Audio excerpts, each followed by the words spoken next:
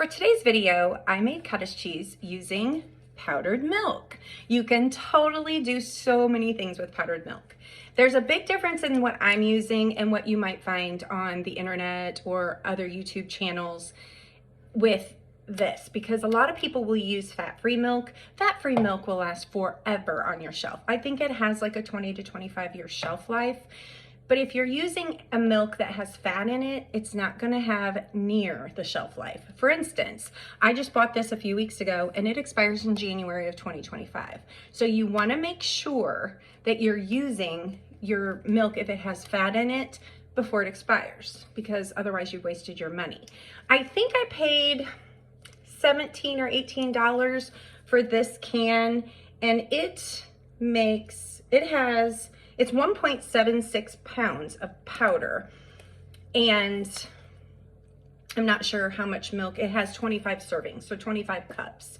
So you can do the math and figure out what each cup costs you by that ratio.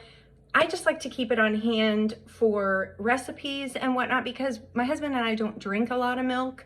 Now that I'm making yogurt, I'm buying milk much more frequently, because for my yogurt, I prefer a certain kind of milk.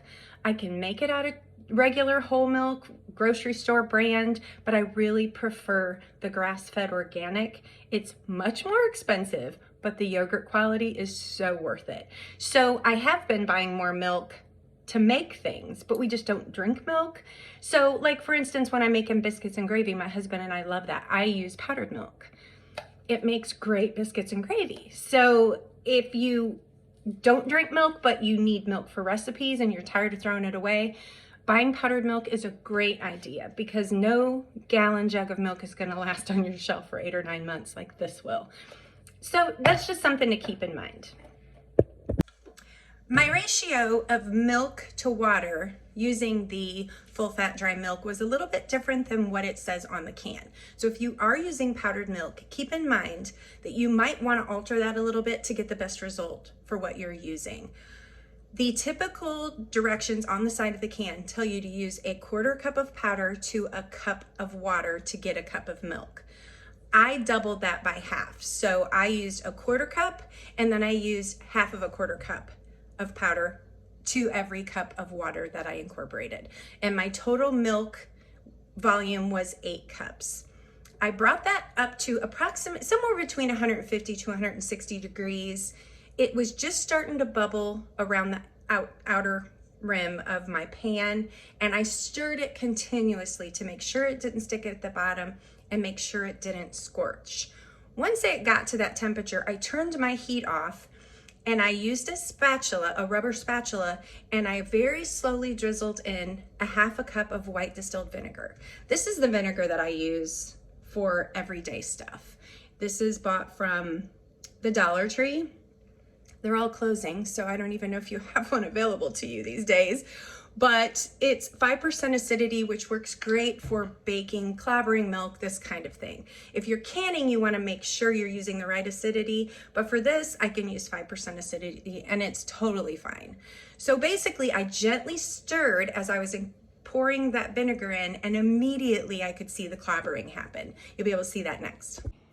As you can see, after stirring in a 1/2 cup of vinegar to 8 cups of milk, I have clabbering happening, which is basically the milk has curdled and separated from the whey. That's what the acid does. And I'm gonna let it sit here for approximately 20 minutes or so. Let it continue to clabber covered, and then we'll come back to it and strain it. So did you see what happened? Isn't that cool? So immediately the vinegar creates a separation from the whey and the curd. And you can feel when you're stirring it, you can feel the curds like developing. It's the coolest thing. So you're gonna let it sit for about 20 minutes. I still have mine sitting on the stove right there. I'm just gonna let it create all the curd that I can. And then I'm gonna strain it, and I'll show you what I get. Hi friends, I'm done. Can you believe it? I ran everything from the pot and the clobbered milk through my strainer, And I have these containers. One is completely full. Can you see those? One of these is completely full, and this one has about that much whey in it. And there's gonna be a little bit more from my container here. It's still got dripping a little bit. But my next step is to let this continue to drip until it gets dry enough where there's not a lot of whey puddled in there. I'll show it to you. It looks amazing. Can you see it? It smells just like cottage cheese. So who knew making cottage cheese was so easy? I know a lot of people like their cottage cheese dry. I'm not that person. So once it drains, I don't see anything else dripping away from it. I'll put it in the fridge and let it probably go for another half hour or so. I'm gonna put it in a container and I'm gonna stir in a little bit of heavy cream to make it creamy, a little bit of salt, and I'm gonna have my husband taste test it at lunchtime and see if he knows a difference from what I usually buy at the grocery store, which is this, to my homemade. I hope you guys learned something today. If you like this video, please hit the like button. If you don't already, please subscribe to my channel, and you can hit that notification bell so that you can get notified when I upload new content. Have a great day, you guys. Much love from Candy's Best Life Over 50.